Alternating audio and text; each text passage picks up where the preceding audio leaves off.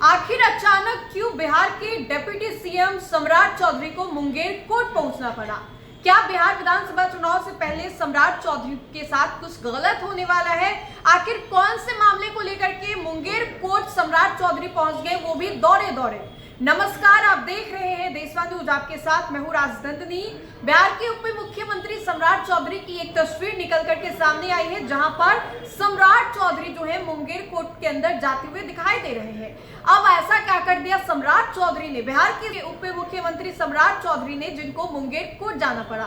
दरअसल आपको बताएं तो सम्राट चौधरी जो कि बिहार के उप मुख्यमंत्री हैं, 11 साल पुराने एक मामले में मुंगेर कोर्ट ने सम्राट चौधरी समेत कुल 5 आरोपियों के खिलाफ आरोप गठित किए हैं। डिप्टी सीएम सम्राट चौधरी गुरुवार को अदालत में अन्य आरोपियों के साथ पेश हुए। अपर मुख्य अधिकारी पंकज कुमार ने न्यायालय ने बिना प्रशासनिक अनुमति के आम सभा आयोजित करने और जुलूस निकालने के मामले में सभी 5 आरोपियों के खिलाफ आरोप गठित कर दिए। इस मामले में कुल 8 लोगों के खिलाफ नामजद केस दर्ज कराया गया था, जिनमें से 3 की मृत्यु हो चुकी है।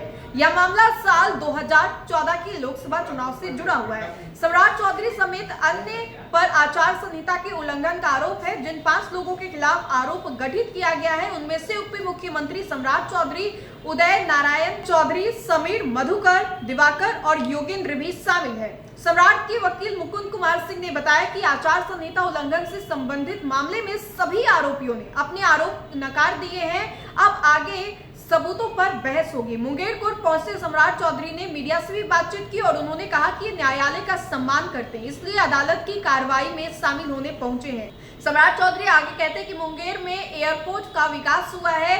इसके अलावा मुंगेर से भागलपुर के बीच गंगा एक्सप्रेसवे के निर्माण पर भी सहमति बन गई है। उन्होंने बताया कि बांका होते हुए हरदिया तक जाने वाली सड़क जो रक्सौल से जाती है, इस ओर से भी निकाली जाएगी। अब ऐसे में उन्होंने मुंगेर कोर्ट में अपनी पेशी जो है वो दर्ज कराई और ये मामला 2014 का है, जहां पर आचार संहिता का उल्लंघन का जो मामला था उनके खिलाफ जो है और अन्य 4 सम्राट चौधरी के अलावा उनके खिलाफ भी जो मामले हैं वो दर्ज किए गए आचार संहिता उल्लंघन का। और इसी मामले को लेकर के अब सम्राट चौधरी को जो है कोर्ट में पेश होना पड़ा। अब ऐसे में जरा ये समझिए कि सम्राट चौधरी बीते कुछ दिनों से लगातार लालू प्रसाद यादव, तेजस्वी यादव पर हमलावर नजर आ रहे हैं। लालू प्रसाद यादव को लेकर के जिस तरीके से सम्राट चौधरी ने उनका नया नामाकरण किया, उन्होंने कहा कि गब्बर है, लोग उनके नाम से आज भी डरते हैं और उनके नाम से हमेशा जो लोग हैं वो डरते रहेंगे। अब ऐसे में सम्राट चौधरी आज जब मुंगेर कोर्ट पहुंचते हैं तो हलचल काफी ज्यादा तेज हो जाती है कि आखिर किस बात को लेकर के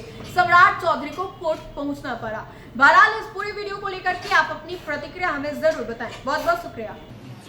बेसिकली मुंगेर भागलपुर का विकास की प्राथमिकता भी है सरकार की। आपने देखा होगा कि मुंगेर के एयरपोर्ट को भारत सरकार की सहमति मिल गई है और अभी मुंगेर से लेकर भागलपुर तक गंगा के किनारे एक्सप्रेसवे बनाने के लिए मुख्यमंत्री नीतीश कुमार जी ने सहमति दी।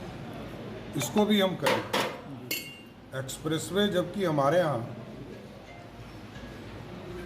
सूझगढ़ा से लेकर ये बांका होते हुए हल्दिया तक जाने का काम, जो रक्सौल से हल्दिया सड़क है, वो भी इसी रास्ते से जाएगा। लेकिन इसके बावजूद गंगा के किनारे पूरा एक्सप्रेसवे बनाने का काम सरकार हाइब्रिड मोड में करेगी।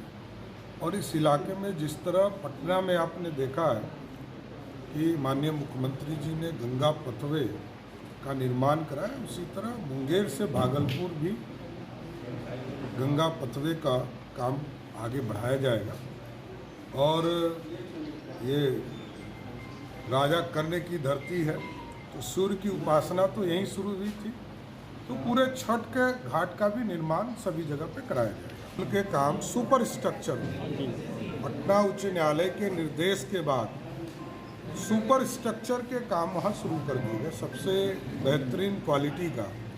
जिस तरह आपने देखा कि पटना में गांधी सेतु पुल को बनाने का काम किया गया, उसी तरह सुपर स्ट्रक्चर से सुल्तानगंज अगवानी घाट के पुल का काम शुरू कर दिया और पूरे विस्तार से सुल्तानगंज में लगभग 17 एकड़ ज़मीन हम रेलवे से ले रहे हैं और उस पर पूरा पर्यटन की व्यवस्था करने का काम किया जाएगा। सुल्तानगंज से देवघर के रोड को भी 4 लेन किया जा रहा है। तो जो लोग वहाँ आते हैं श्रावणी मेला में, तो सभी श्रद्धालु को पूरी तरह सुविधा सरकार देने का काम करे। एक 20% श्रावणी है सर, थोड़ी एक पूर्ण रूप से मैंने तो बताया ही आपको कि सुल्तानगंज से देवघर एक व्यवस्था, मेडिकल कैंप हो, बालू बिछाने का काम हो, बालू के लिए भी 5 साल के लिए एक ही बार 5 साल के लिए मेंटेनेंस की व्यवस्था की गई है कि सालों भर उस पर बोलबम चल सके, ये पूरी व्यवस्था की जाए।